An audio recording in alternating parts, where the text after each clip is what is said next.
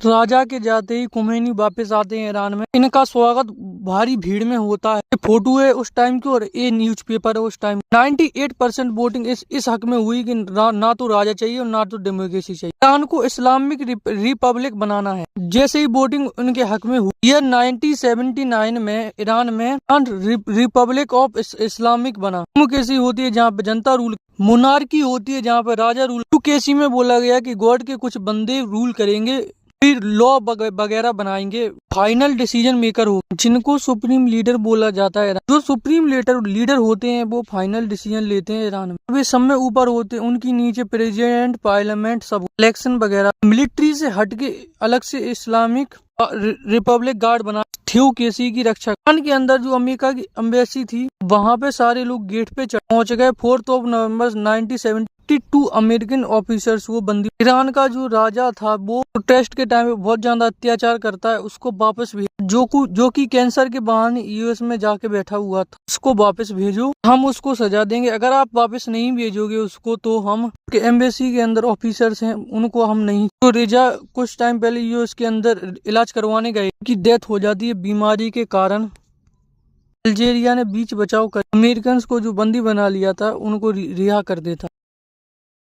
440 days तक 52 American को बंदी बना कर रखा हुआ। खुमैनी ने एक ऐसी बात बोल दी जहाँ पे कुवैत, ईरान और आसपास के जितने भी देश थे टेंशन में आ गए। अल्लाह के अलावा किसी इंसान का राज करना किसी भी देश पे ये गलत है और हर देश में यही क्रांति हम लाएंगे। चाहे सऊदी अरेबिया हो चाहे इराक हो, राजा ही देश चलाते हैं। जहाँ ईरान के अंदर देखा था कैसे राजा और ईरान, अमेरिका जो कि सुपर पावर था उसने भी कुछ नहीं कर पाया था, क्योंकि इराक था वो ईरान के जस्ट बगल ही में था। चीज का इराक को ज्यादा डर था। सद्दाम हुसैन ने ईरान के ऊपर हमला करने की कोशिश के पीछे कई सारे रीजन थे। ईरान के गार्ड से तो वो इराक में घुस रहे, बादशाही के खिलाफ स्पीच देना शुरू कर। सद्दाम हुसैन ने ईरान के अंदर कई पॉपुलर लीडर्स थे जिनको मरवा दिया था। उन्होंने उनके बारे में बातें जान बहुत तेजी से खुजस्तान के एरिया को लेकर ईरान और इराक के बीच अब इराक कंट्रोल लेना चाहती। जानदार रिसोर्सेस अल अरब, ये दोनों ही देशों के लिए ऑयल सपोर्ट करने के लिए बहुत इम्पोर्टेंट पार्ट। इसने भी ईरान से इराक